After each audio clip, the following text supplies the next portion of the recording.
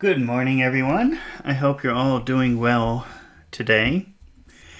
I was just looking to see how much of the book we have left, and actually, we're very close to the end. We have about 40 pages left, so I'm going to read through them today. But I noticed something very strange. Yesterday we read chapter 15, but as you can see, when we get to chapter... There are no pages missing. All the pages are there.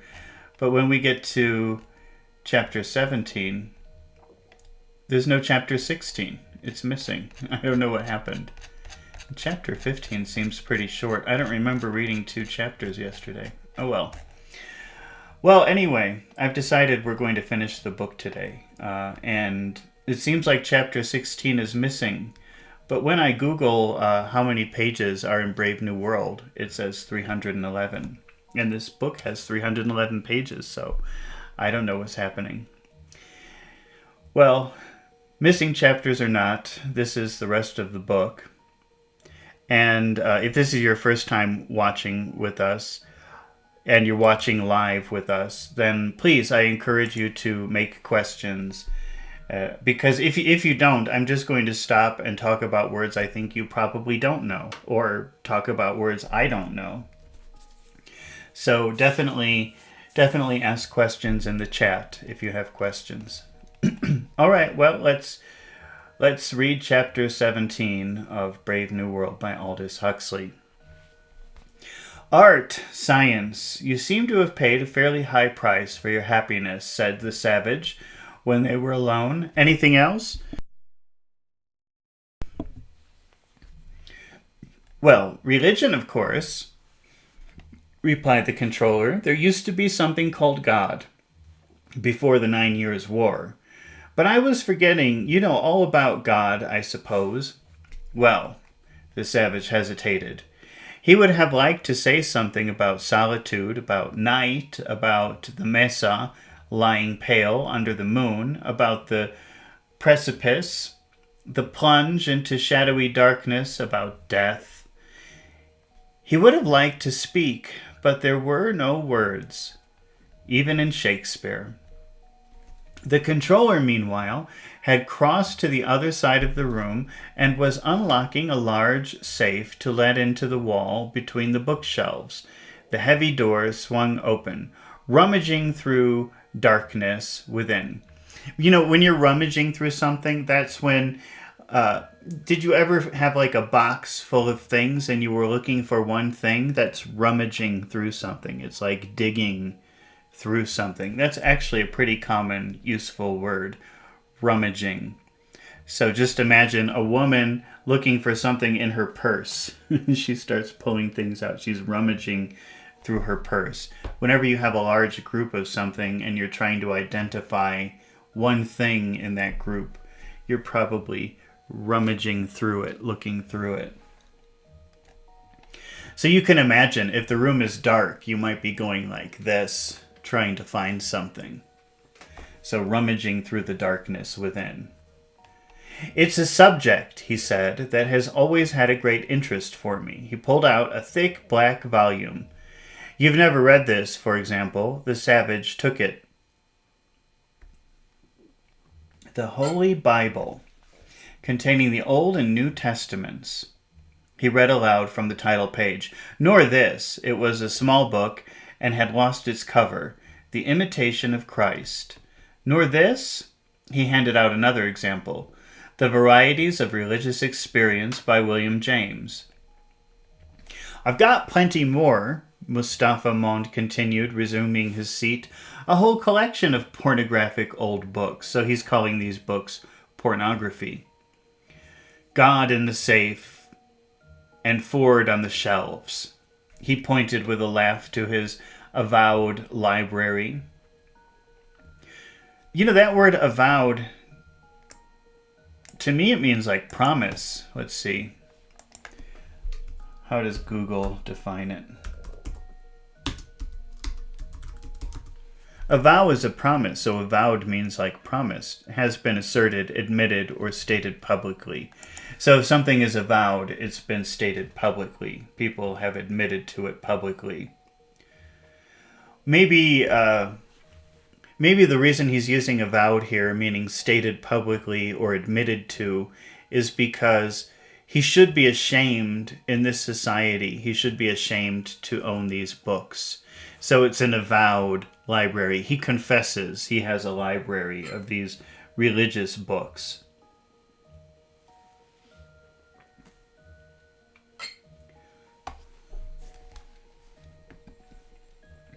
He pointed with a laugh to his avowed library, to the shelves of books, the racks full of reading machine bobbins and soundtrack rolls.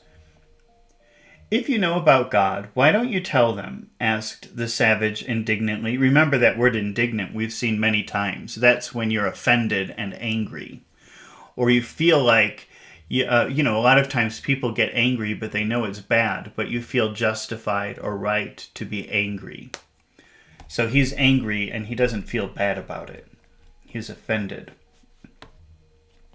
"Why don't you give them these books about God?" "Well, for the same reason as we don't give them Othello. They're old. They're about God hundreds of years ago, not about God now." "But God doesn't change." "Men do, though. What difference does that make?" "All the difference in the world," said Mustafa. He got up again and walked to the safe. There was a man called Cardinal Newman. He said, "A cardinal," he exclaimed, parenthetically, was a kind of arch community songster. A cardinal is a... Well, here, let me show you a picture. First of all, a cardinal is a kind of bird. It's a red bird. This is a cardinal. But in the Catholic Church, a cardinal, you can see why they're called cardinal. Although I'm not sure which came first, the name of the bird or the name of the office, but the cardinal dresses all in red and is a very important person.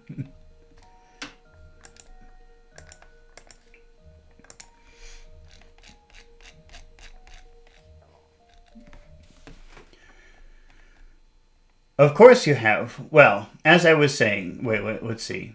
I skipped a line here. So a cardinal, he exclaimed parenthetically, was a kind of arch community songster. I, Pandulph of Fair Milan, cardinal.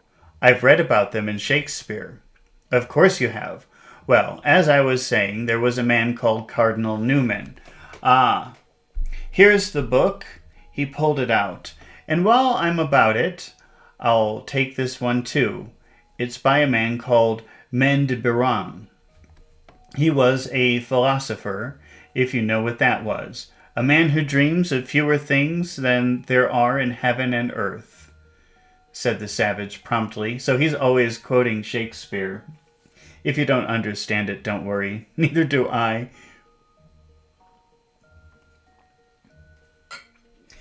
But I guess that's easy to understand. A philosopher is a man who dreams of things that are fewer than heaven. Fewer things than there are in heaven and earth. So maybe a simple person just looks at the world as heaven and earth, but a philosopher refines it, I guess. Quite so. I'll read you one of these things he did dream of in a moment. Meanwhile, listen to what this old arch community songster said. He opened the book at the place marked by a slip of paper and began to read. We are not our own any more than what we possess in our own. Than what we possess is our own. Well, let me read that again. We are not our own any more. Oh, I read it. See, intonation is very important with English. I'm starting to include that in my classes because it's very important. But the intonation of this sentence changes the idea completely. We are not our own any more than what we possess is our own. So we are not individuals any more than our possessions are us, I think is another way of saying that. We did not make ourselves. We cannot be supreme over ourselves. We are not our own masters. We are God's property.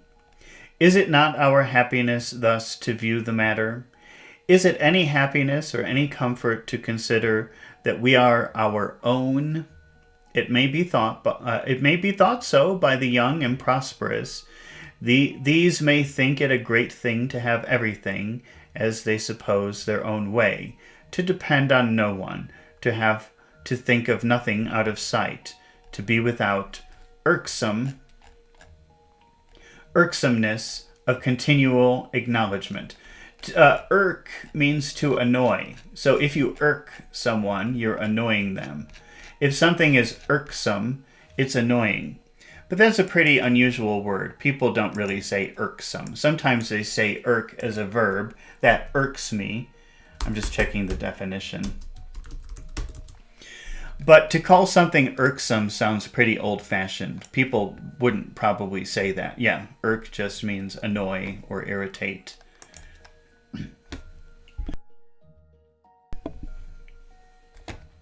So if you say to someone, you're annoying, that's typical English. But if you say you're irksome, that sounds pretty fancy and old-fashioned. And people will say, huh? But you can do it if you want.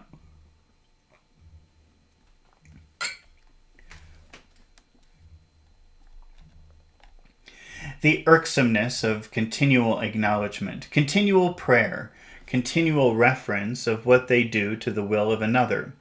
But as time goes by, they, as all men, will find that independence was not made for man. It is an unnatural state. Will do for a while, but not carry us on safely to the end. If something will do, that means it is sufficient.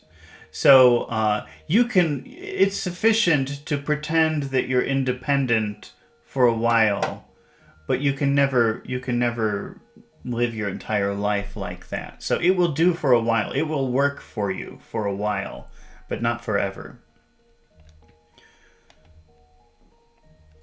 Mustafa Mon paused, put down the first book, and picking up the other, turned over the pages.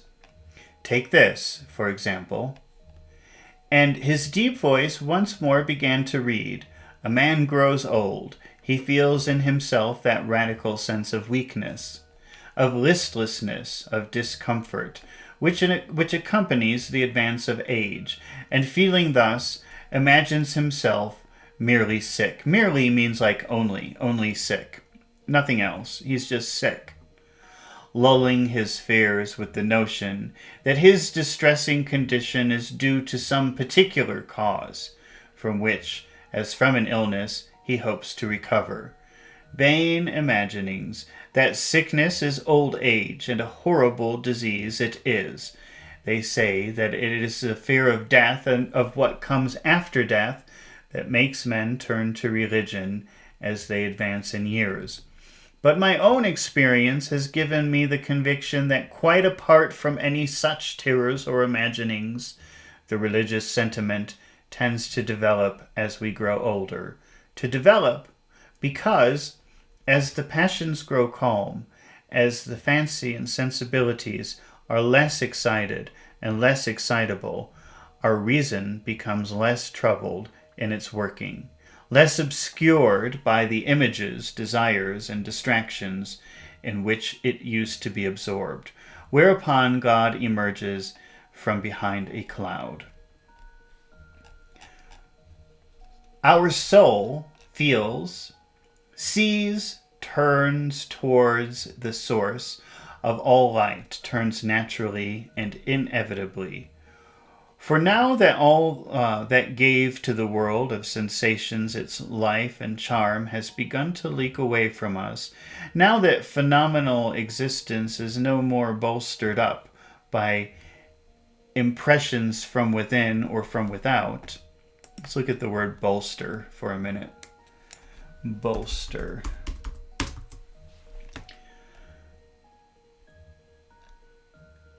I think we've looked at this word before. I just always forget it. A bolster is a thick pillow that is placed under the other pillows for support.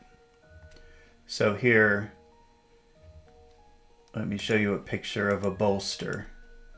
So if something is bolstered up, it means it's being supported by something else.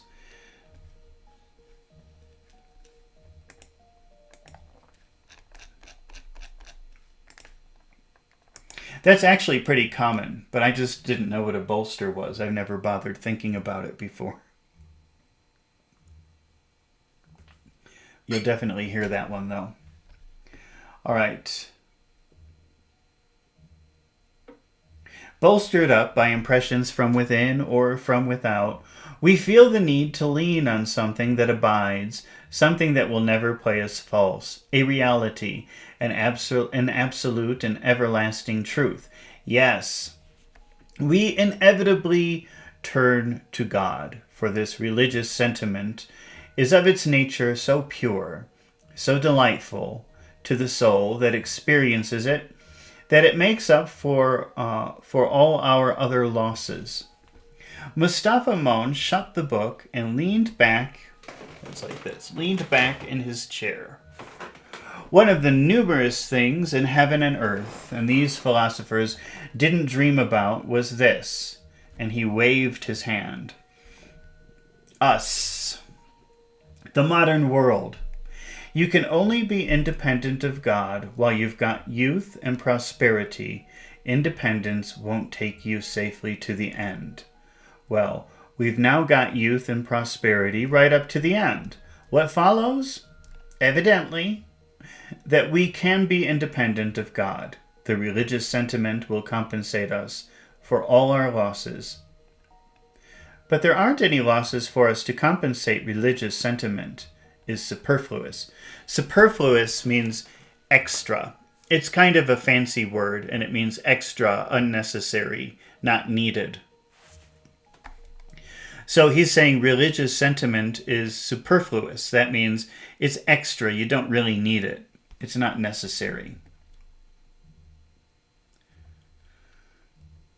And why should we go hunting for a substitute for youthful desires when youthful desires never fail? A substitute for distractions when we go on enjoying all the old fooleries to the very last. What need have we of repose? Repose is like rest or relaxation, when our minds and bodies continue to delight in activity. Of consolation when we have soma. Of something immovable when there is social order. Then you think there is no God? No, I think there quite probably is one. Then why? Mustafa checked him. But he manifests himself in different ways to different men. In pre-modern times, he manifested himself as the beginning that's described in these books. Now, how does he manifest himself now? Asked the savage. Well, he manifests himself as an absence, as though he weren't there at all. That's your fault. Call it the fault of civilization. God isn't compatible with machinery and scientific medicine and universal happiness. You must make your choice. Our civilization has chosen machinery and medicine and happiness. That's why I have to keep these books locked up in the safe. They're smut. Now remember, smut is like pornography. It's a very negative way of calling something pornography. It means very dirty and disgusting.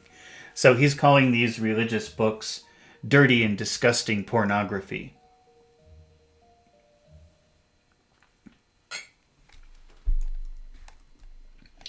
People would be shocked if the savage interrupted him. But isn't it natural to feel there's a God?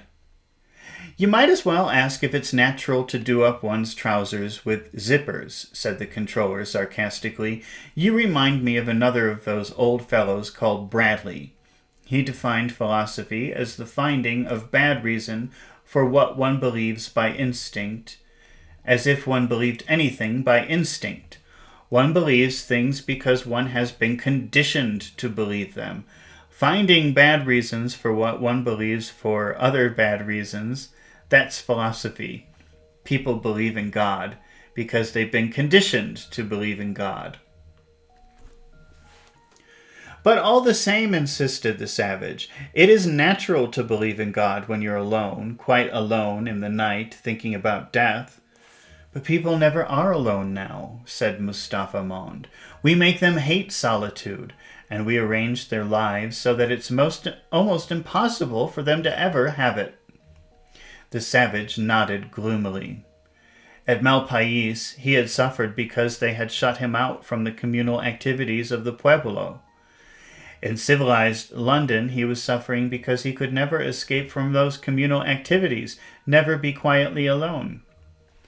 Do you remember that bit in King Lear, said the savage at last? The gods are just, and of our own pleasant vices make instruments to plague us. The dark and vicious place where thee he got cost him his eyes.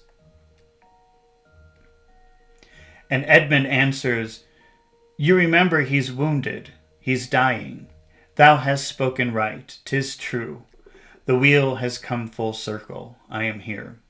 And what about now? Doesn't there seem to be a God managing things, punishing, rewarding? Well, does there? Questioned the controller in his turn. You can indulge in any number of pleasant vices with a free martin, and run no risks of having your eyes put out by your son's mistress. The wheel has come full circle. I am here. But where would Edmund be nowadays, sitting in a pneumatic chair with his arm round a girl's waist, sucking away at his sex hormone chewing gum and looking at the feelies? The gods are just, no doubt, but their code of law is dictated in the last resort by the people who organize society. Providence takes its cue from men. Are you sure, asked the savage, are you quite sure that the Edmund in that pneumatic chair hasn't been just as heavily punished as the Edmund who's wounded and bleeding to death? The gods are just. Haven't they used his pleasant vices as an instrument to degrade him? Degrade him from what position? As a happy, hard-working, goods-consuming citizen, he's perfect.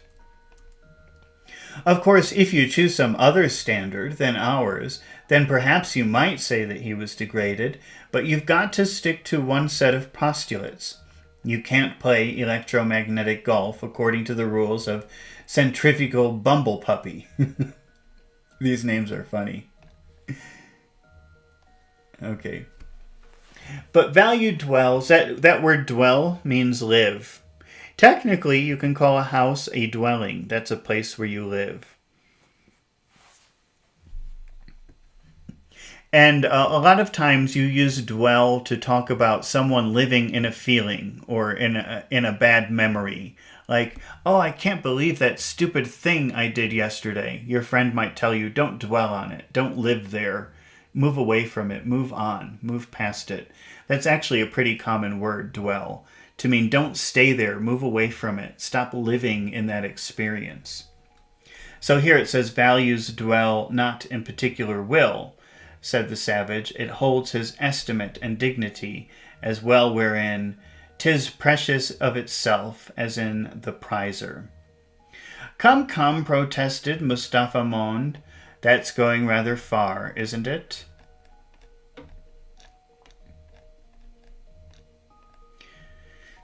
If you allowed yourselves to think of God, you wouldn't allow yourselves to be degraded by pleasant vices. You'd have a reason for bearing things patiently. To bear something means to hold it, to carry something very heavy. So when you carry something very heavy, it's difficult, you're bearing it.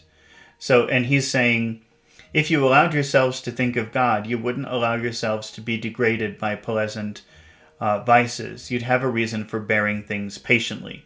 So he's saying if you believed in God, you could handle bad things. You could carry bad things. You could bear bad situations.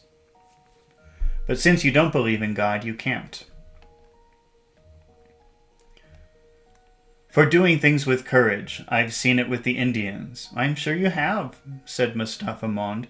But then we aren't Indians. There isn't any need for a civilized man to bear anything that's seriously unpleasant.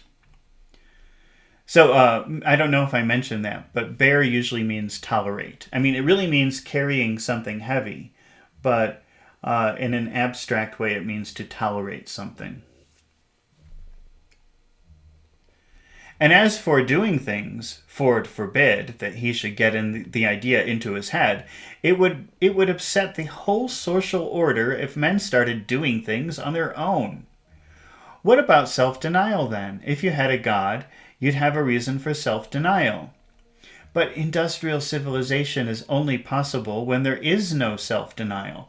Self-indulgence up to the limits imposed by hygiene and economics. Otherwise, the wheels stop turning.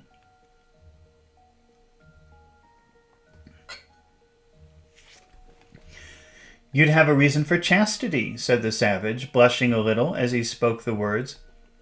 But chastity means passion. Chastity means neurasthenia. Let's look at that word, neurasthenia. When you see neur, that usually means brains or nerves. And I think asthenia means can't feel, or something like that. Let's take a look. Physical, mental exhaustion, usually with accompanying symptoms such as headache and irritability. What is neurasthenia called today? Chronic fatigue syndrome. So in modern English, you would call that chronic fatigue syndrome. I've heard people talk about that before. Always being tired. But chastity means passion. Chastity means neurasthenia, so that means always being tired. And passion and neurasthenia mean instability. And instability means the end of civilization. You can't have a lasting civilization without plenty of pleasant vices. Vices, if you don't know that word, vices means all the bad things that people enjoy. So if you smoke cigarettes, that's bad, but maybe you enjoy it, so that's a vice. If you gamble, go to a casino, play cards, or gamble with machines, maybe you enjoy it, but that's a vice. It's a bad thing that you enjoy. Going to prostitutes is considered a vice. Those are all bad things that people like to enjoy. But God's the reason for everything noble and fine and heroic. If you had a God, my dear young friend, said Mustafa Mond, civilization has absolutely no need of nobility or heroism. These things are symptoms of political inefficiency. In a properly organized society like ours, nobody has any opportunities for being noble or heroic. You don't hear, it's funny because you don't hear about people talking about dignity or nobility anymore, or honor. People never use those words anymore, or never think about them, and they used to be the focus of everything. Conditions have got to be thoroughly unstable before the occasion can arise. Where there are wars, where there are divided allegiances, where there are temptations to be resisted, objects of love to be fought over or defended, there, obviously, nobility and heroism have some sense. But there aren't any wars nowadays. The greatest care is taken to prevent you from loving anyone too much. There's no such thing as a divided allegiance. You are so conditioned that you can't help doing what you ought to do. And what you ought to do is on the whole so pleasant. So many of the natural impulses are allowed to free play that there really aren't any temptations to resist.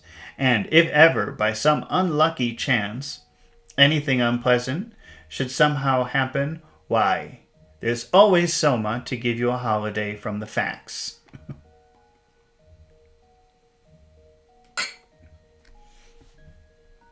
to calm your anger, to reconcile you to your enemies, to make you patient and long-suffering. In the past, you could only accomplish these things by making a great effort, and after years of hard moral training.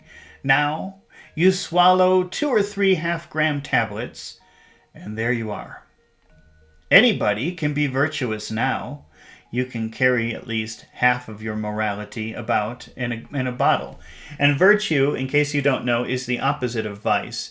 So vice are bad things that you enjoy, and virtue are the things that you should try to be. So you should try to be honest and generous. These are virtues. And now they're saying you can buy virtue in the form of a pill. You can carry at least half of your morality about in a bottle. Christianity without tears. That's what Soma is. But the tears are necessary. Don't you remember what Othello said? If after every tempest, a tempest is a storm. If after every tempest came such calms, may the winds blow till they have wakened death. So he's saying, if after every storm there comes a wonderful, beautiful calm, then give me the biggest storm. There's a story of one of the old Indians used to tell us about the girl of Mataski. The young women who wanted to marry her had to do a morning's hoeing in the garden. A hoe, let me show, I think for some strange reason, I think we've actually talked about this word before. Let me get a picture of a hoe. But I don't remember when or why.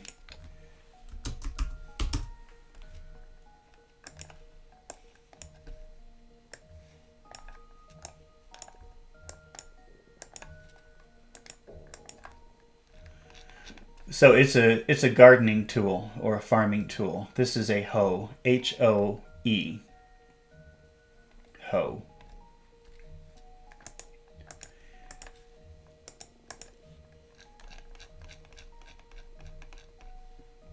There's this story one of the old Indians used to tell us about the girl of Mataski. The young men who wanted to marry her had to do a morning's hoeing in her garden. So there were many young men who wanted to marry her, but first, in order to be eligible, they had to do a morning's hoeing in her garden. It seemed easy, but there were flies and mosquitoes, magic ones. Most of the young men simply couldn't stand the biting and stinging. But the one that could, he got the girl. Charming. But in civilized countries, said the controller, you can have girls without hoeing for them.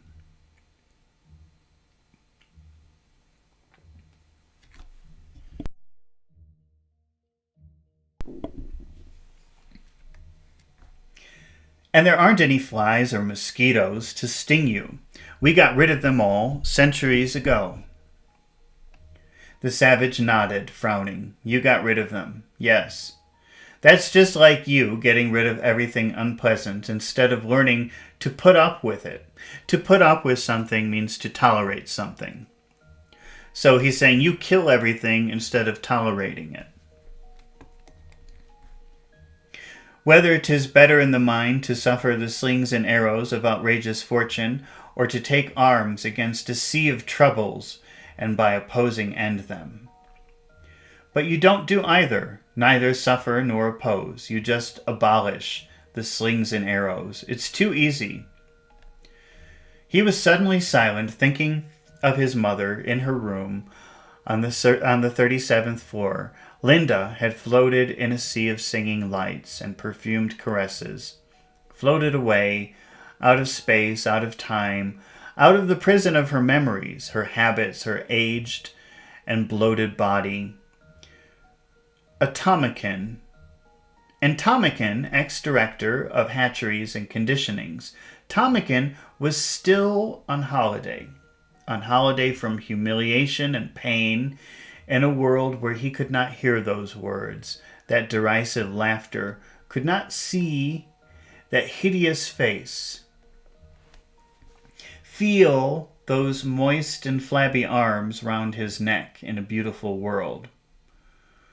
What you need, the savage went on, is something with tears for a change. Nothing costs enough here. $12.5 million, Henry Foster had protested when the savage told him that. $12.5 million. That's what a new conditioning center costs. Not a cent less. Exposing what is mortal and unsure to all that fortune, death, danger, dear, even for an eggshell. Isn't there something in that?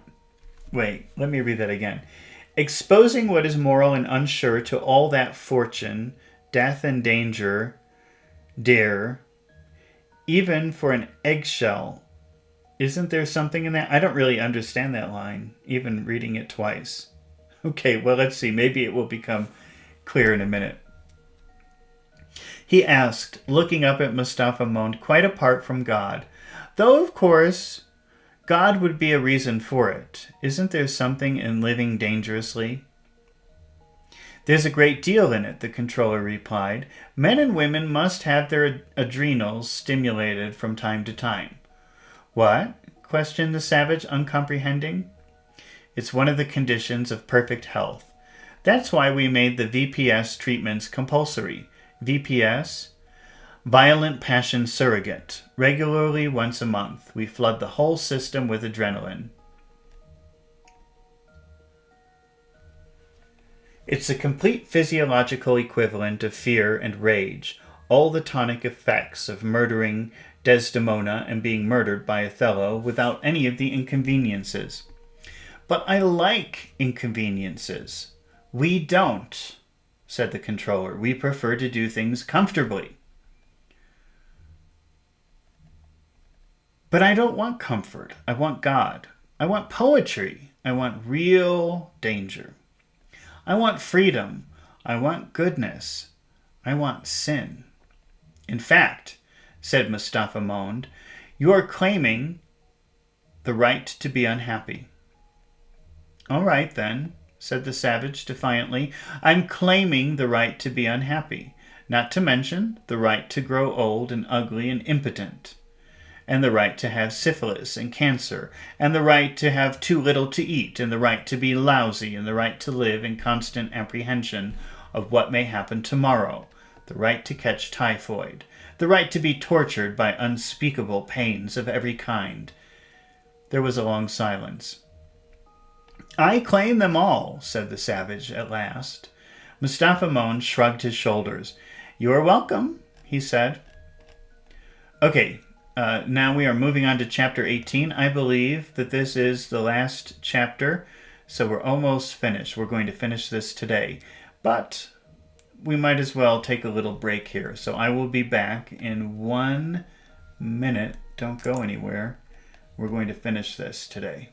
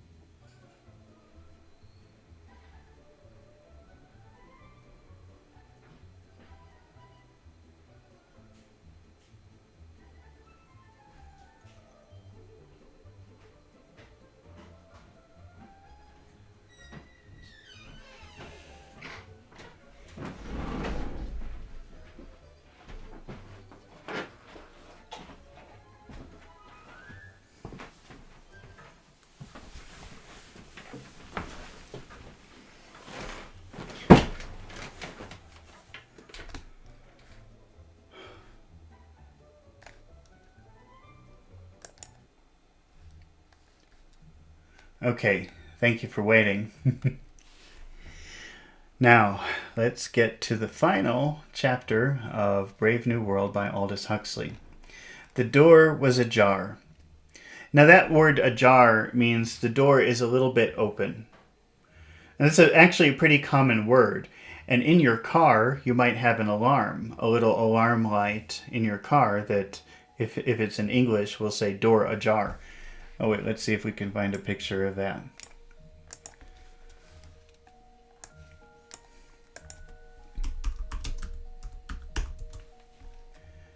Maybe I'm remembering cars from like 30 years ago.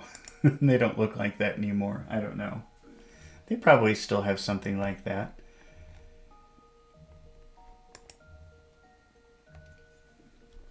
So here you can see, yeah, they still have it. It's just digital now. See, you might see a little alarm in your car. It says door ajar. That means it's not completely closed. And if you look at the other pictures of door ajar, you can find let me move this around here. You find things like this. You find pictures like that, which is a good example of door ajar. That's a door ajar.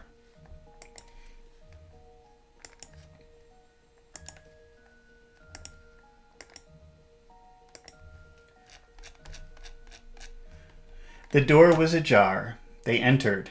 John! From the bathroom came an unpleasant and characteristic sound. Is there anything the matter? Helmholtz called. There was no answer. The unpleasant sound was repeated twice, and there was silence. Then, with a click, the bathroom door opened, and very pale, the savage emerged. I say, Helmholtz exclaimed solicitously. You do look ill, John. Did you eat something that didn't agree with you? Asked Bernard. The savage nodded. I ate civilization. What? It poisoned me. I was defiled. Remember, defiled means to go from pure to impure, to go from clean to unclean. I was defiled, and then he added in a lower tone, I ate my own wickedness. Yes, but what exactly... I mean, just now you were... Now I am purified, said the savage. I drank some mustard and warm water. The others stared at him in astonishment. Do you mean to say that you were doing it on purpose? Asked Bernard. That's how the Indians always purify themselves. He sat down and, sighing, passed his hand across his forehead. I shall rest for a few minutes, he said. I'm rather tired. Well, I'm not surprised, said Helmholtz after a silence. We've come to say goodbye, he went on in another tone. We're off tomorrow morning.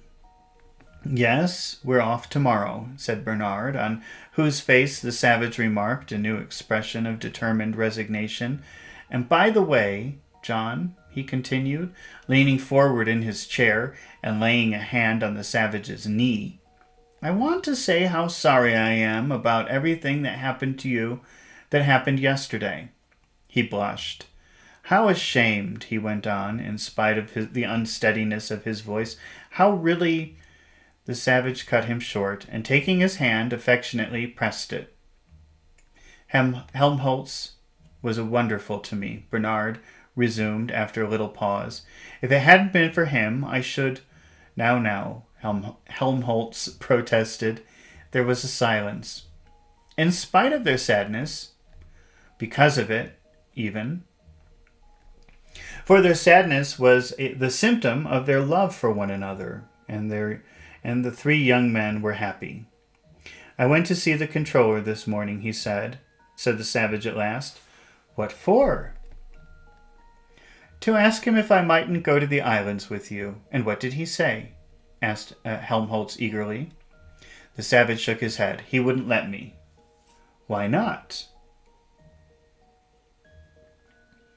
He said he wanted to go on with the experiment. But I'm damned, the savage added with sudden fury.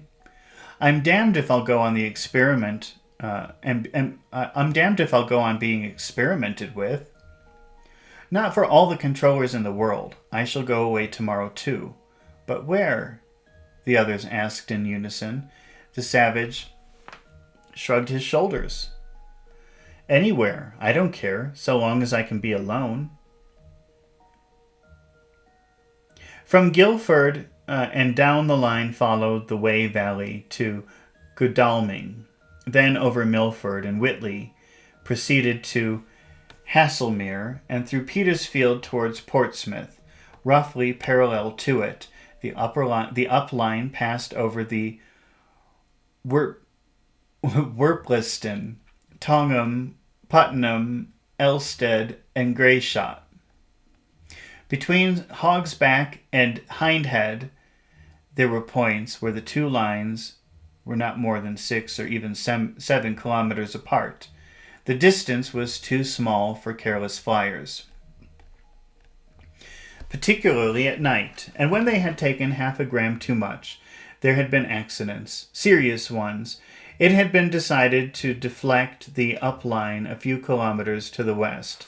Between Greyshot and Tongham, 4 abandoned air lighthouses marked the course of the old Portsmouth to London road. The skies above them were silent and deserted. It was over Selborne, Borden, Farnham, and to the helicopters now ceaselessly hummed and roared. The savage had chosen as his hermitage the old lighthouse which stood on the crest hill between Puttenham and Elstead.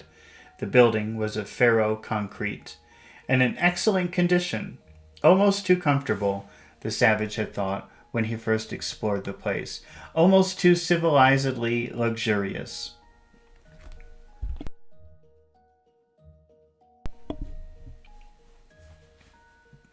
He pacified his conscience by promising himself a compensatingly harder self-discipline, purifications the more complete and thorough. His first night in the hermitage was deliberately a sleepless one. He spent the hours on his knees praying, now to that heaven from which the guilty Claudius had begged forgiveness, now in Zunyi and Awonawalona, now to Jesus and Pu Kong, now to his own guardian animal, the eagle. From time to time, he stretched out his arms as though he were on a cross, and held them thus. Thus, in case you don't know, it's not very common in spoken English, but it means like in this way, or as a result. I mean, here it means in this way, and held them like this, and held them in that way, through long minutes of an ache that gradually increased till it became tremulous and excruciating agony. He held them in voluntary crucifixion while he repeated through clenched teeth, the sweat meanwhile pouring down his face, "Oh, forgive me, make me pure, oh, help me to be good," again and again, till he was on the point of fainting from pain. When morning came, he felt he had earned the right to inhabit the lighthouse. Yes, even though there still was glass in most of the windows, even though the view from the platform was so fine. For the very reason why he had chosen the lighthouse had almost become instantly a reason for going somewhere else. He had decided to live there because the view was so beautiful, because from his vantage point he seemed to be looking out to the incarnation of a divine being.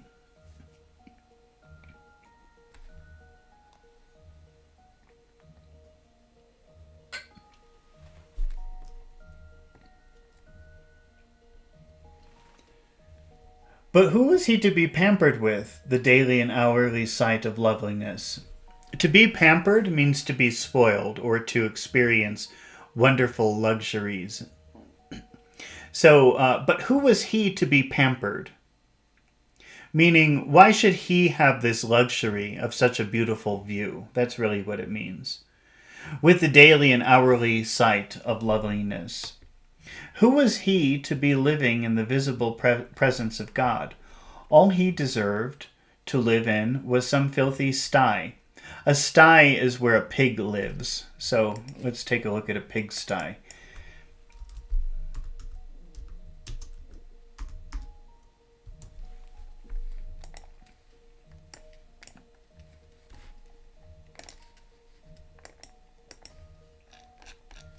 This is a pigsty. This is where pigs live.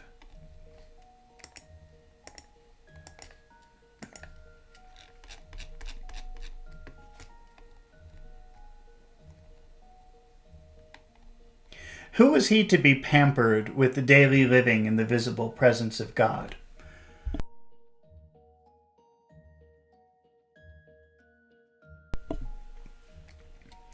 All he deserved to live in was some filthy sty, some blind hole in the ground, stiff and still aching after his long night of pain. But for that very reason, inwardly reassured, he climbed up to the platform of his tower, and he looked out over the bright sunrise world which he had regained the right to inhabit. On the north, the view was bounded by a long chalk ridge of the Hog's Back, from behind whose eastern extremity rose the towers of 7 skyscrapers which constituted Guildford. Seeing them, the savage made a grimace. A grimace is like an expression of pain on your face. But he was to become reconciled with them in course of time. For a night they twinkled gaily with geometrical constellations, or else flood-lighted pointed their luminous fingers with a gesture whose significance nobody in England but the savage now understood, solemnly towards the plumless mysteries of heaven. Plumless mysteries of heaven. In the valley which separated the Hog's Back from the sandy hill on which the lighthouse stood, Putnam was a modest little village, 9 stories high, with silos, a poultry farm,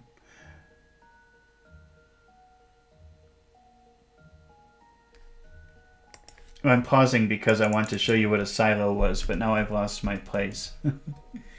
A silo is a place where they store grains. So in the United States, silos look like this. They're like towers where they put grains. It's like a grain storage facility. They probably look different in the UK, but I don't know.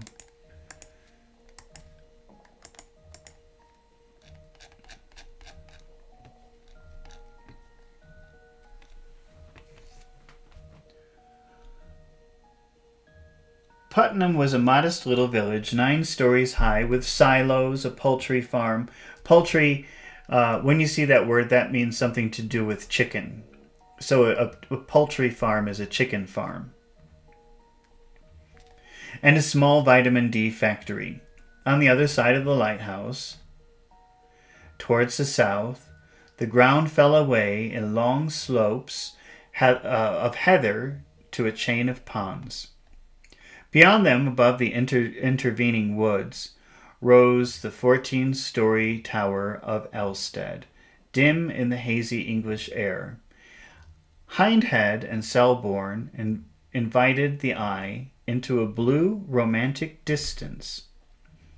But it was not alone the distance that had attracted the savage to his lighthouse. The near was as seductive as the far. The woods, the open stretches of heather and yellow gorse, and clumps of Scotch firs and shining ponds, with their overhanging birch trees, their water lilies, their bed of rushes, these were beautiful, and to an eye accustomed to the aridities of the American desert, astonishing. Arid means no water. So, deserts are arid because they don't have any water. If you say that the air is arid, it means it's very dry. And the savage grew up in the desert, in an arid land. So all of this water and wetness and green is very impressive to him. And then the solitude, Whole days passed during which he never saw a human being. The lighthouse was only a quarter of an hour's flight from the Charing Tower, but the hills of Malpais were hardly more deserted than this Surrey heath. The crowds that daily left London left it only to play electromagnetic golf or tennis. Putnam possessed no links. The nearest Ryman surfaces were at Guildford.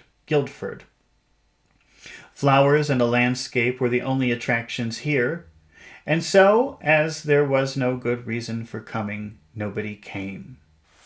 During the first days, the savage lived alone and undisturbed. Of the money which, on his first arrival, John had received for his personal expenses, most had been spent on his equipment. Before leaving London, he had bought 4 viscose woolen blankets, rope and string, nails, glue, a few tools, matches, though he intended in due course to make a fire drill, some pots and pans, 24 packets of seeds, and 10 kilograms of wheat flour. No, not synthetic starch and cotton waste flour substitute, he had insisted, even though it is more nourishing. But when it came to pan-glandular biscuits and vitaminized beef surrogate, he had not been able to resist the shopman's persuasion. Looking at the tins now, he bitterly reproached himself for this weakness. So remember, if you reproach someone, you're saying you did something bad, you did something wrong. And when he was shopping for his supplies, he did buy some synthetic food because he enjoyed it. And now he's looking at it thinking, why did I do that? He's reproaching himself. That was so stupid. What a waste of money. I shouldn't buy those things. Looking at the tins now, he bitterly reproached himself. Why did I do that? I'm so dumb. For his weakness. Loathsome civilized stuff. To loathe something means to hate something very strongly. So if something is loathsome, it means you feel a lot of hate for it. And he's saying loathsome civilized stuff. The things from civilization are horrible, and I hate them very much. He had made up his mind that he would never eat it, even if he were starving. That'll teach them, he thought vindictively. I would also teach him. It would also teach him. It would also teach him. He counted his money. The little that remained would be enough, he hoped, to tide him over the winter. By next spring, his garden would be producing enough to make him independent of the outside world. Meanwhile, there would always be game. Game means hunting animals.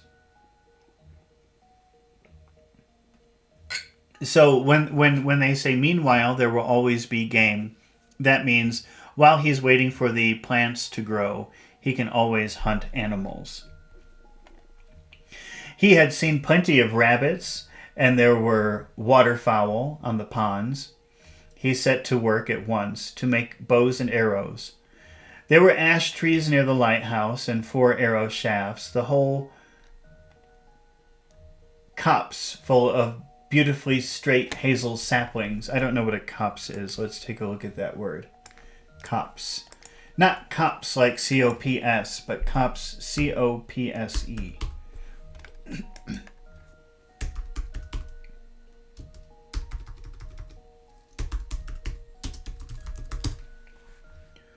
A small group of trees. So a copse is a small group of trees. I've never heard that before in my life. I don't think many people know that word.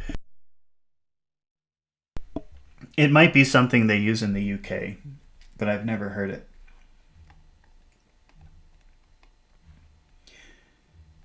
He began felling a young ash, cut out 6 feet of unbranched stem, stripped off the bark, and paring by paring shaved away the white wood, as old Mitsima had taught him, until he had a stave of his own height, stiff at the thickened center, lively and quick at the slender tips. The work gave him an intense pleasure. After those weeks of idleness in London, with nothing to do whenever he wanted anything, but to press a switch or turn a handle, it was pure delight to be doing something that demanded skill and patience. He had almost finished whittling the stave into a shape. To whittle something, let's take a look at that.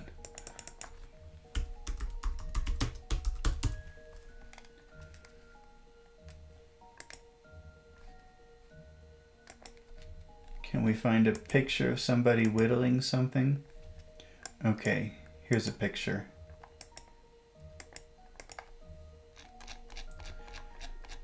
See, Homer has a piece of wood here, if you can see this. Homer has a piece of wood, and to whittle something means to like carve the wood into something else. That's whittling. So Homer is whittling the tennis racket for some reason. Who knows why?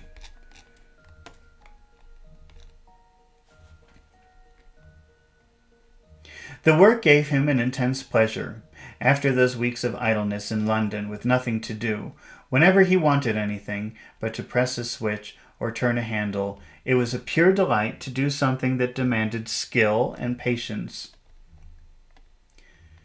He had almost finished whittling the stave into a shape when he realized with a start that he was singing. Singing! It was as though, stumbling upon himself from the outside, he had suddenly caught himself out, taken himself flagrantly at fault. Guiltily he blushed. After all, it was not to sing and enjoy himself that he had come here. It was to escape further contamination by the filth of civilized life.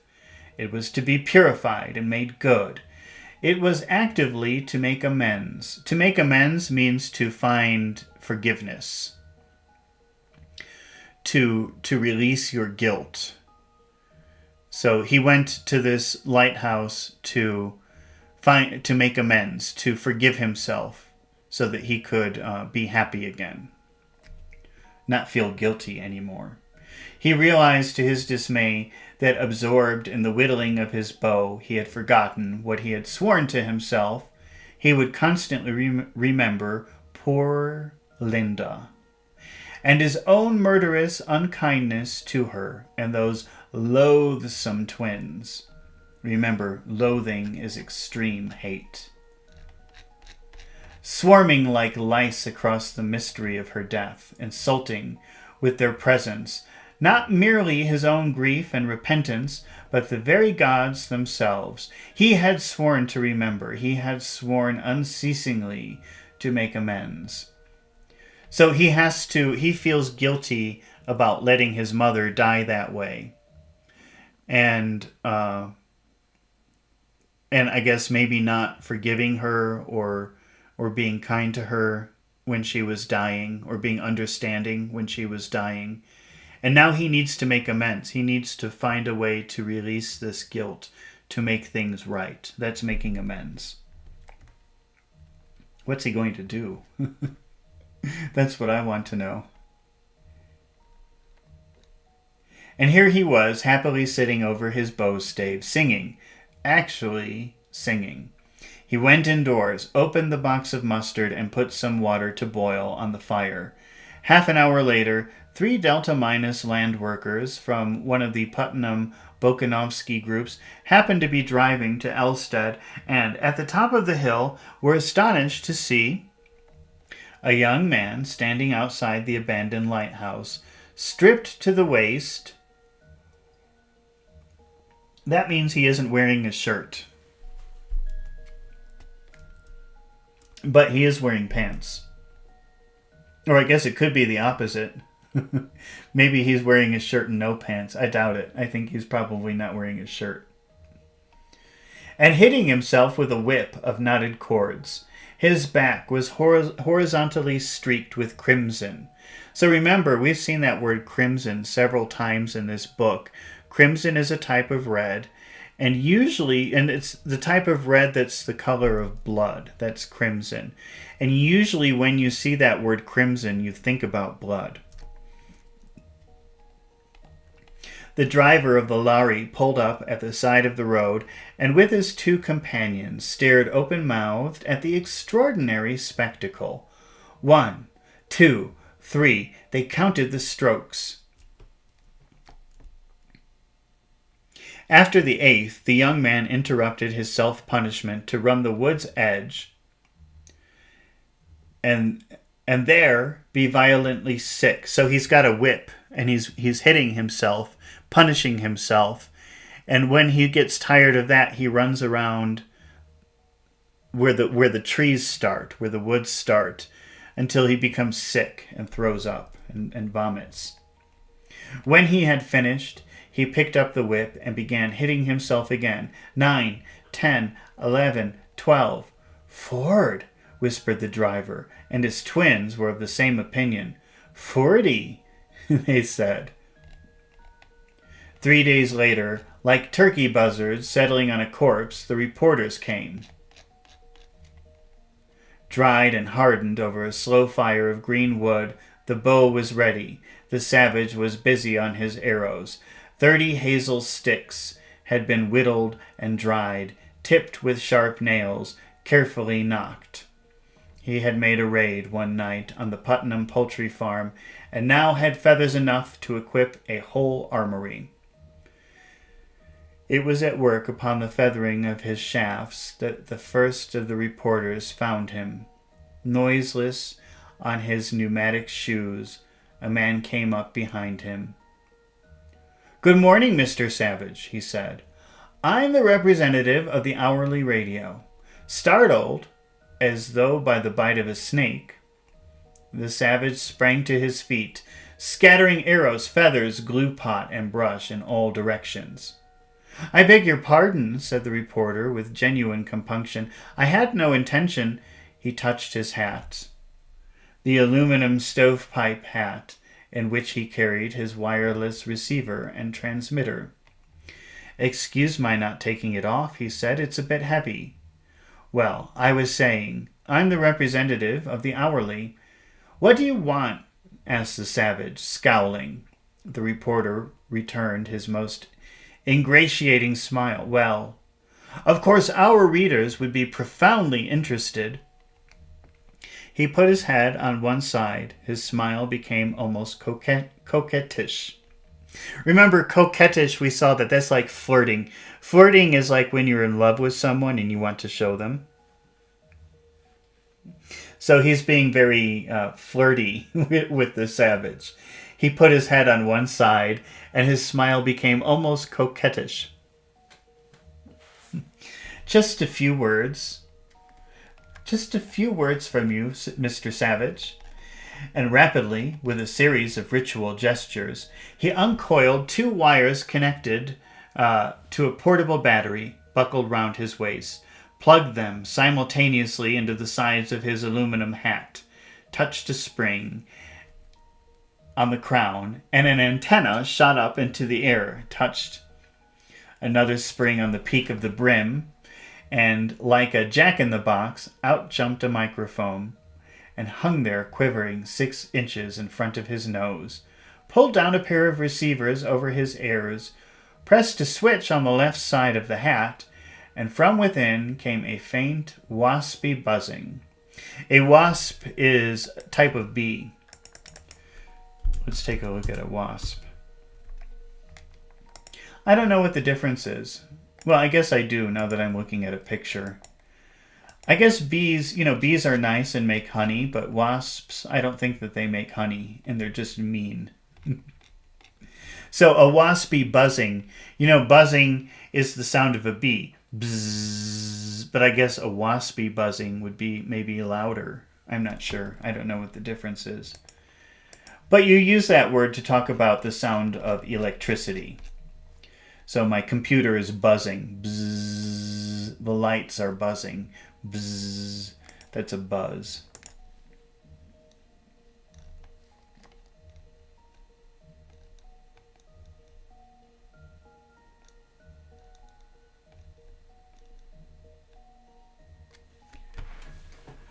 From within came a faint waspy buzzing, turned a knob on the right, and the buzzing was interrupted by a stereoscopic wheeze and crackle. Wheezing is what happens when you can't breathe. That's wheezing. And where's the wheezing coming from? Oh, I'm not sure. It must be maybe from the speakers of his weird hat. Let's see. And the buzzing was interrupted by a stereoscopic wheeze and crackle. And crackle is like... Crackle is kind of this sound.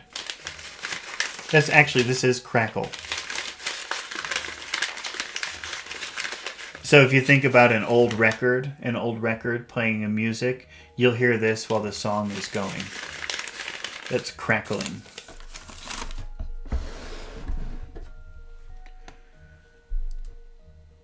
The buzzing was interrupted by a stereoscopic wheeze and crackle, by hiccups and sudden squeaks. "Hello?" he said to the microphone. "Hello? Hello?"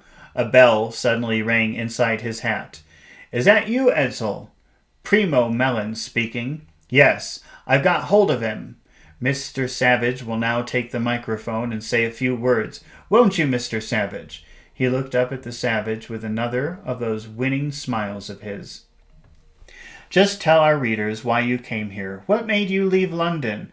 "Hold on, Edsel." So very suddenly. And of course, that whip. The Savage started. How did they know about the whip? We're all crazy to know about the whip. And then something about civilization. You know the sort of stuff. What I think of the civilized girl, just a few words, a very few. The Savage obeyed, and with a disconcerting literalness, 5 words he uttered and no more. 5 words, the same as those he had said to Bernard about the arch community songster of Canterbury. "Hani son eso tsena."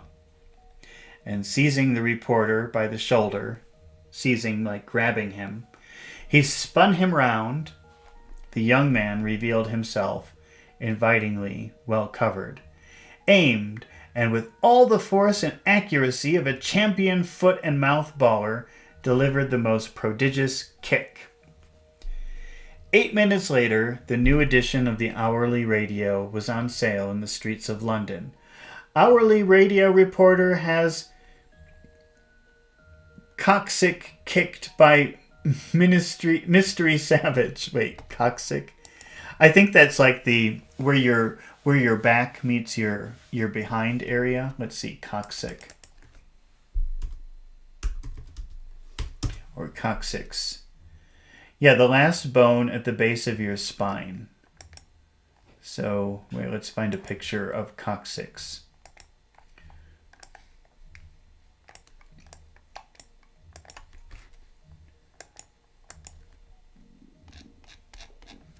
Do they show it here? So this is your coccyx right here. And let's read the headline again.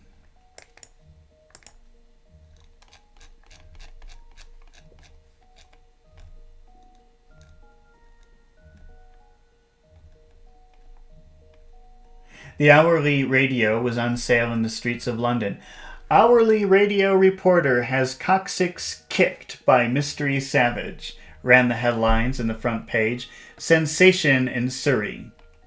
Sensation even in London, thought the reporter, when on his return he read the words, and a very painful sensation. What was more, he sat down gingerly to his luncheon.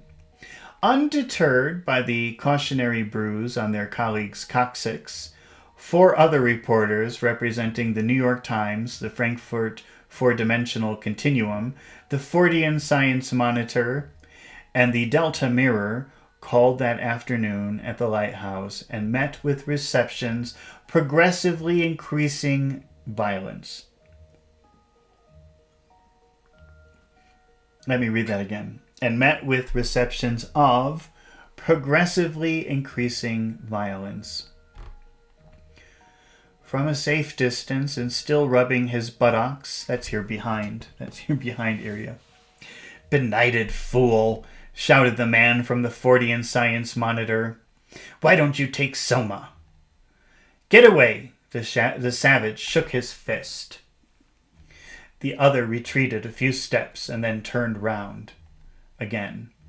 Evil's an unreality if you take a couple of grams. Kohakwa it Iyatokyai. The tone was menacingly derisive. Pain's a delusion. Oh, is it? Said the savage, and picking up a thick hazel switch, strode forward. So the reporter is saying, they repeat these things over and over again at night. So they just repeat phrases that they hear, but they don't really mean anything. And the reporter says, pain is imaginary. And so the savage picks up something. He says, is it? And he moves towards the reporter like he's going to hit him. The man from the Fortean Science Monitor made a dash for the helicopter. Dash means run. After that, the savage was left for a time in peace. A few helicopters came and hovered inquisitively round the tower. He shot an arrow into the importunately nearest of them. It pierced the aluminum floor of the cabin. There was a shrill yell, and the machine went rocketing up into the air with all the acceleration that its supercharger could give it. The others, in future, kept their distance respectfully, ignoring their tiresome humming. Kind of like buzzing. Bzzz. Sometimes machines also hum. He likened himself in his imagination to one of the suitors of the maiden of Matsaki, unmoved and persistent among the winged vermin. The savage dug at what was to be his garden. After a time, the vermin evidently became bored and flew away. For hours at a stretch, the sky above his head was empty, and, for the larks, silent. The weather was breathlessly hot, and there was thunder in the air. He had dug all the morning and was resting, stretched out along the floor, and suddenly the thought of Lenina was a real presence, naked and tangible. Tangible means you can touch it. So he was imagining her so in such a real way, it's almost like you could touch her. Saying sweet and put your arms around me, in shoes and socks, perfumed. Impudent strumpet! But oh, her arms round his neck and the lifting of her breasts, her mouth.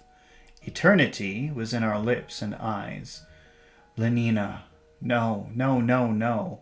He sprang to his feet and, half naked as he was, ran out of the house. At the edge of the heath stood a clump of hoary juniper bushes. He flung himself against them. He embraced, not the smooth body of his desires, but an armful of green spikes, sharp, with 1,000 points, and they pricked him. He tried to think of poor Linda, breathless and dumb. Dumb, we know that word dumb to mean stupid. Dumb, you're stupid, you're dumb, you're an idiot. But actually, maybe not too long ago, even 60 years ago, or 50 years ago, or even 40, dumb could also mean can't talk. That's what it originally meant. Dumb meant somebody who can't talk. And then it came to mean stupid. But now it only means stupid, and if you use dumb to mean somebody can't talk, that's very insulting. So when it says he tried to think of poor Linda, breathless and dumb, it just means, she's dead. She's lying in her bed. She's dead. She's not breathing. Also, she's not speaking. It doesn't mean she's stupid. It means she's not speaking. With her clutching her hands, the unutterable terror in her eyes. Poor Linda, whom he had sworn to remember. But it was still the presence of Lenina that haunted him. Lenina, whom he had promised to forget, even though the stab and sting of the juniper needles, his wincing flesh, this is wincing, ow, ooh, was aware of her, unescapably real, sweet, sweet. And if you wanted me to, why didn't you? The whip was hanging on a nail by the door, ready to hand against the arrival of reporters. In a frenzy, the savage ran back to the house and seized it. That means he took it, whirled it, and knotted the cords. And the knotted cords bit into his flesh. Strumpet, strumpet, he shouted at every blow, as though it were Lenina, and how frantically, without knowing it, he wished it were. White, warm-scented, infamous Lenina, that he was flogging. Flogging is when you hit something repeatedly, like this. White, warm, scented, infamous Lenina, that he was flogging thus. Strumpet! And then it was a voice of despair. Oh, Linda, forgive me. Forgive me. God, I'm bad. I'm wicked. No, you strumpet. You strumpet. From his carefully constructed hide in the wood, 300 meters away, Darwin Bonaparte and the Feely Corporation's most expert big game photographer had watched the whole proceedings. Patience and skill had been rewarded. He had spent 3 days sitting inside the bole of an artificial oak tree, 3 nights crawling on his belly through the heather, hiding microphones in gorse bushes, burying wires in the soft gray sand. 72 hours of profound discomfort. But now the great moment had come. The greatest. Darwin Bonaparte had time to reflect as he moved among his instruments, the greatest since his taking of the famous, all-howling, stereoscopic Feely of the gorilla's wedding. Splendid, he said to himself, and the savage started his astonishing performance. Splendid. He kept his telescopic lens cameras carefully aimed, glued to their moving objective, clapped on higher power to get a close-up of the frantic and distorted face. Admirable. Switched over, for half a minute, to slow motion, an exquisitely comical effect, he promised himself. Listened in, meanwhile, to the blows and the groans and the wild raving words that were being recorded on the soundtrack at the edge of his film. Tried the effect of a little amplification. Yes, that was decidedly better. Was delighted to hear, in a momentary lull, the shrill singing of a lark. A lark is a bird, so he's hearing the singing of a bird. Wished the savage would turn round so that he could get a good close-up of the blood on his back. And almost instantly, what astonishing luck! The accommodating fellow did a turn round, and he was able to take a perfect close-up. This book is weird. Okay, I have to take a 1-minute break. I will be right back.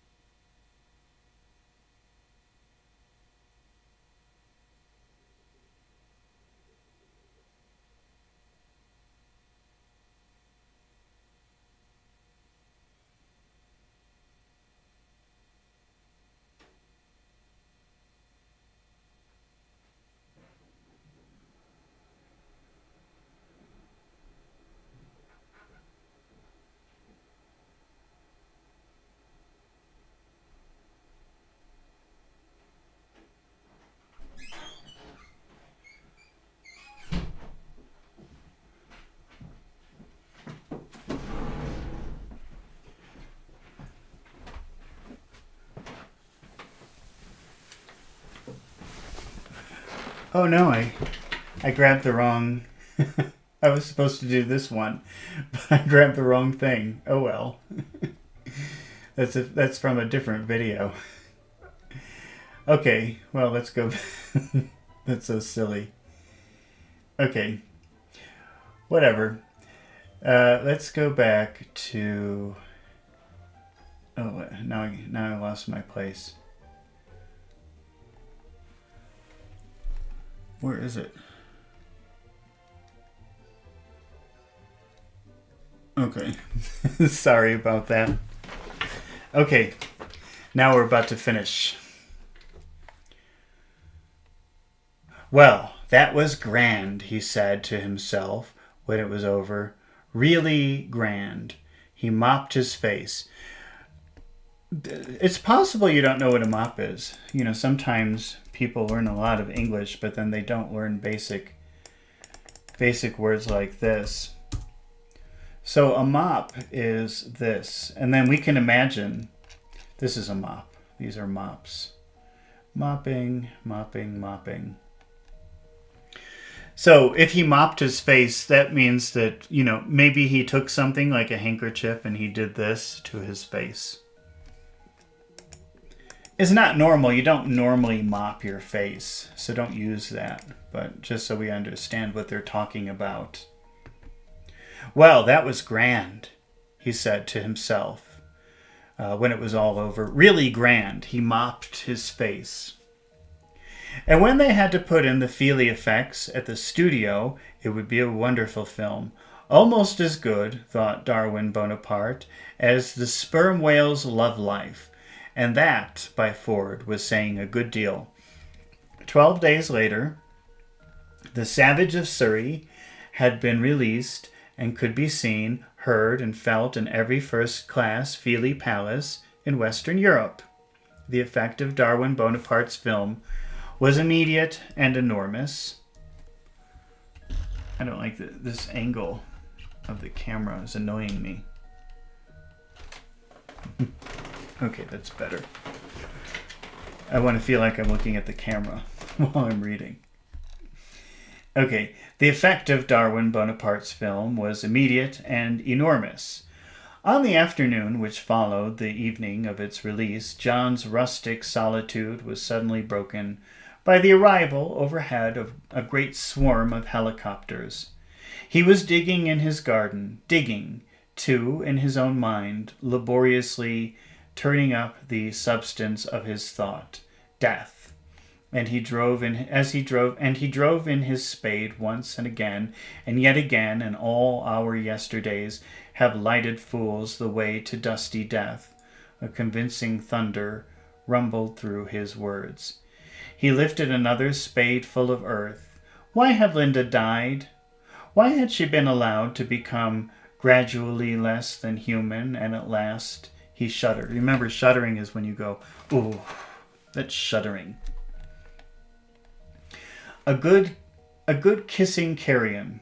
He planted his foot on his spade and stamped it fiercely into the tough ground. As flies to wanton boys are we to the gods. They kill us for their sport. Thunder again, words that proclaim themselves true. Truer somehow than truth itself.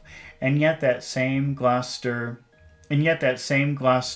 had called them ever gentle gods. Besides, thy best of rest is sleep, and that thou oft provokest, yet grossly fearest thy death, which is no more.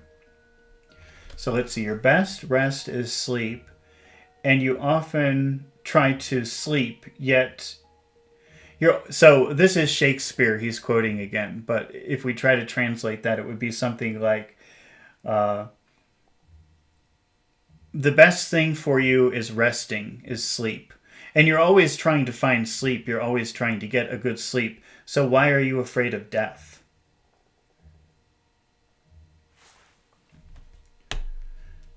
So let's read that again. Thy best of rest is sleep, and that thou oft provokest, yet grossly fearest thy death, which is no more than sleep, sleep perchance to dream.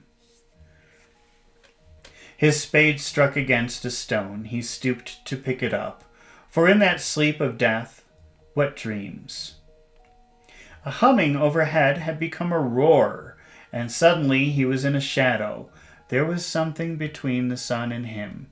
He looked up, startled from his digging, from his thoughts, looked up in a dazzled bewilderment, his mind still wandering in that other world of truer than truth, still focused on the immensities of death and deity, looked up and saw, close above him, the swarm of hovering machines.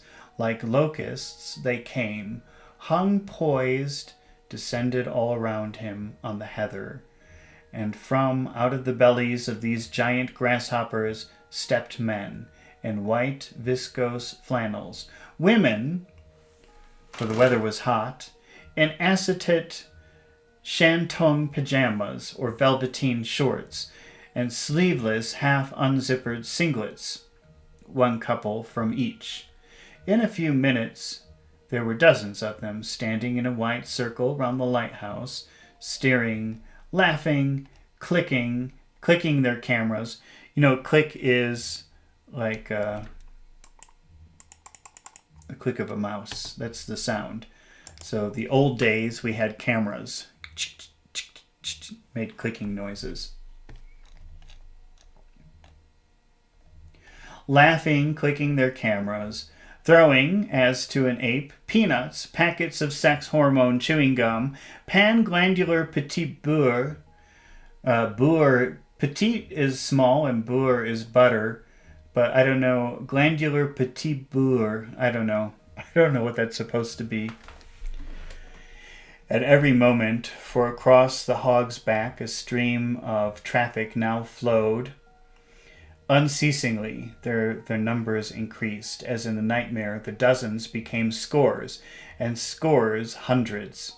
The savage had retreated towards cover, and now, in the posture of an animal at bay, stood with his back to the wall of the lighthouse, staring from face to face in speechless horror, like a man out of his senses. From this stupor, he was aroused to a more immediate sense of reality by the impact of his check of a well-aimed packet of chewing gum. So they're throwing all of these drugs and gum. They're kind of making fun of him. They're like, here's some drugs. Here's some hormone chewing gum. And one of them hit him. A shock of startling pain, and he was broad awake and fiercely angry. "Go away!" he shouted. The ape had spoken. There were bursts of laughter and hand-clapping. "Good old savage! Hurrah, hurrah!" And through the label he heard cries of "Whip, whip, the whip!" Acting on the word's suggestion, he seized a bunch of knotted cords from the nail behind the door and shook it at his tormentors. There was a yell of ironical applause. Menacingly, he advanced towards them. If something is menacing, it means that it looks like it's dangerous to you. So he's holding the whip, but he looks serious, like, I'm going to hit you with it. That's the menacing part. A woman cried out in fear. The line wavered at its most immediate threatened point, and then stiffened again, stood firm. The consciousness of being an overwhelming force had given the sightseers a courage which the savage had not expected of them. Taken aback. Well, if you're taken aback, that means, you know that word back. To be taken aback means to do this. Like, it's usually about surprise when you're taken aback. It means I was surprised. Because that's when you react like this. Huh? Taken aback, he halted and looked around. "Why don't you leave me alone?" There was an almost plaintive note to his anger. "Have a few magnesium salted almonds," said the man who, if the savage were to advance, would be the first to be attacked. He held out a packet.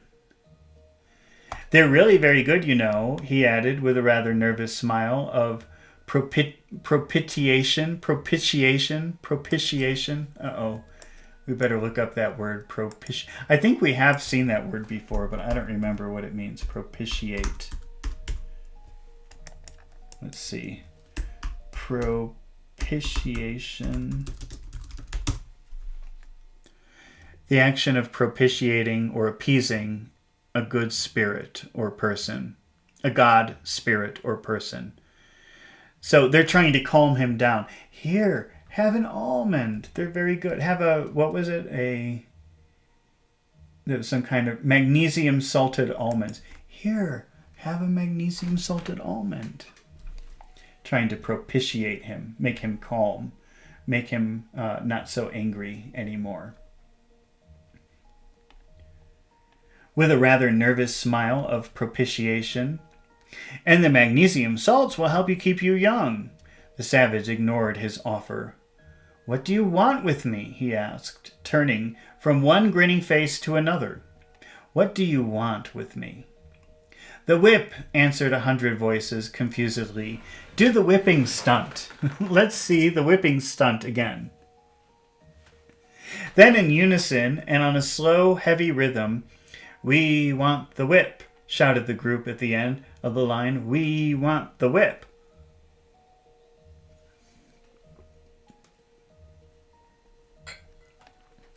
Others at once took up the cry, and the phrase was repeated, parrot fashion, again and again, with an ever-growing volume of sound, until, by the 7th or 8th reiteration, no other word was being spoken. We want the whip. They were all crying together and intoxicated by the noise, the unanimity and the sense of rhythmical atonement. They might, it seemed, have gone on for hours, almost indefinitely. But about the 25th repetition, the proceedings were startlingly interrupted. Yet another helicopter had arrived from across the hog's back, hung poised above the crowd, and then dropped within a few yards of where the savage was standing. In the open space between the line of sightseers, the beginner says, Hello, beginners. How are you doing today? Thank you for joining us. If you have questions while I'm reading, please ask questions about words or phrases that we encounter. The savage was standing in the open space between the line of sightseers and the lighthouse. The roar of the air screws momentarily drowned the shouting. The roar of the air screws momentarily drowned the shouting. And then, as the machine touched the ground with the engines, and the engines were turned off, we want the whip. We want the whip, broke out again in the same loud, insistent monotone. The door of the helicopter opened, and out stepped first a fair and ruddy-faced young man, then, in green velveteen shorts, white shirt, and jockey cap, a young woman. At the sight of the young woman, the savage started, recoiled, and turned pale. The young woman stood smiling at him, an uncertain, imploring, almost abject smile. The seconds passed. Her lips moved. She was saying something, but the sound of her voice was covered by the loud, reiterated refrain of the sightseers. We want the whip. We want the whip. The young woman pressed both hands to her left side, and on that peach-bright, doll-beautiful face of hers, a strangely incongruous expression of yearning distress. Her blue eyes seemed to grow larger, brighter, and suddenly 2 tears rolled down her cheeks. Inaudibly, she spoke again, and then, with a quick, impassioned gesture, stretched out her arms toward the savage, stepped forward. We want the whip. We want... All of a sudden, they had what they wanted. Strumpet! The savage had rushed at her like a madman. Fichu! What's a fichu? I don't think that's a real word. Wait, let me see. Fichu. Fichu in British English, archaic name of a polecat. So I guess it's a way of calling a cat, a type of cat. Must be an insult. I've never heard it before. It says that, first of all, it says it's British English, but also it says it's archaic, which means people don't use it anymore. Like a madman, he was slashing at her with his whip of small cords. Terrified, she had turned to flee. Flee means run away. Had tripped and fallen in the heather. Henry, Henry, she shouted, but her ruddy-faced companion had bolted out of harm's way behind the helicopter. With a whoop of delighted excitement, the line broke. There was a convergent stampede towards the magnetic center of attraction. Pain was a fascinating horror. Fry, lechery, fry, frenzied the savage, slashed again. Hungrily, they gathered round, pushing, scrambling like swine about the trough. Remember, swine means pigs. A trough is where an animal drinks. Let me show you a picture of a trough.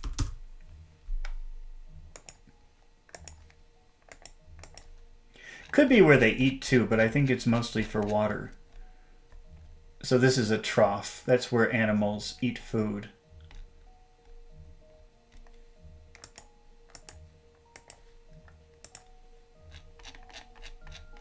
Hungrily they gathered round, pushing and scrambling like swine about the trough.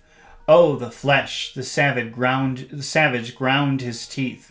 This time it was on his shoulders that the whip descended. Kill it! Kill it! Drawn by the fascination of the horror of pain, and from within, impelled by that habit of cooperation, that desire for unanimity and atonement, which their conditioning had so ineradicably implanted in them, they began to mime the frenzy of his gestures. To mime something, and we actually just saw this, I think, in the last chapter. Maybe we saw that yesterday. But let me just remind you what a mime is. So hopefully you recognize this picture. This is an entertainer, and this person entertains by not speaking. So he just uses body language to express himself. So mimes are very annoying. But you can see them performing in the streets of cities sometimes. And to mime something means to express something, to express an idea with your body, but not with your words. So the savage is whipping himself, and the audience is miming him. They don't have a whip, but they're imitating his body movements because they're excited that he's hurting himself.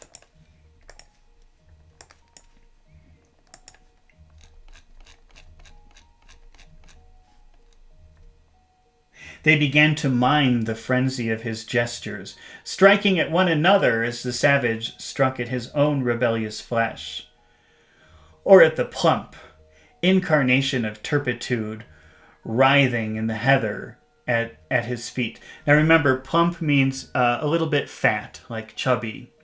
Turpitude, I don't know. Let's take a look at that word, turpitude. It's not a word that you really need to know. I've never said that word in my life. Turpitude means depraved or wicked or evil. So the carnation of turpitude, writhing. Remember writhing? We've had that word many times. That means like moving like a snake. The way a snake moves is writhing. Writhing in the heather at his feet. Kill it! Kill it! Kill it! The savage went on shouting. And then suddenly somebody started singing, Orgy Porgy. And in a moment they had all caught up the refrain, and singing had begun to dance. Orgy Porgy, round and round and round, beating one another in 6/8 time, Orgy Porgy. It was after midnight when the last of the helicopters took its flight. Stupefied by Soma and exhausted by a long-drawn frenzy of sensuality, the savage lay sleeping in the heather. The sun was already high when he awoke.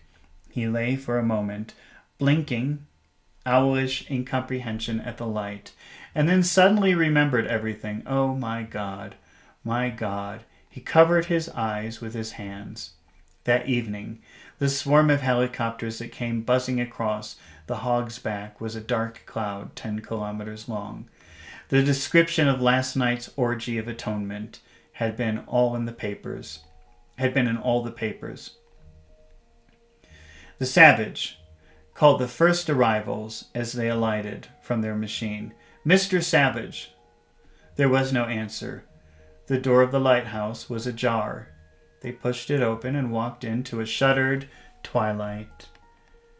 Through an archway on the further side of the room, they could see the bottom of the staircase that led up into the higher floors. Just under the crown of the arch dangled a pair of feet. Remember, dangling is this. This is dangling. So they're walking into the lighthouse and they can't really see what's happening, but they see a pair of feet dangling.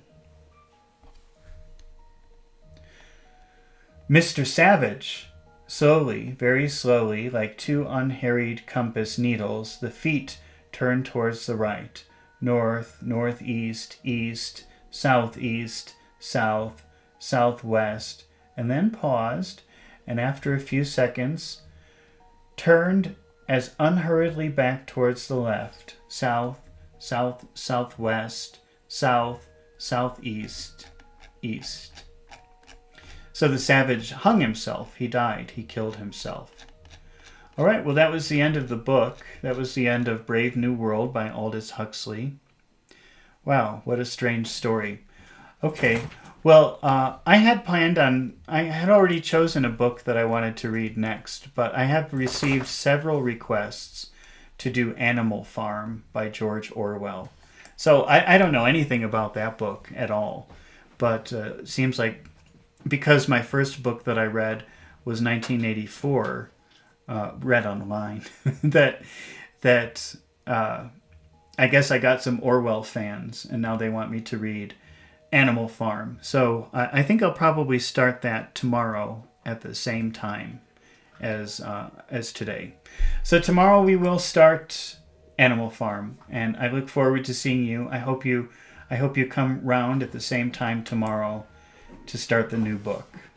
Thank you for watching today, and I hope to see you again soon. Goodbye.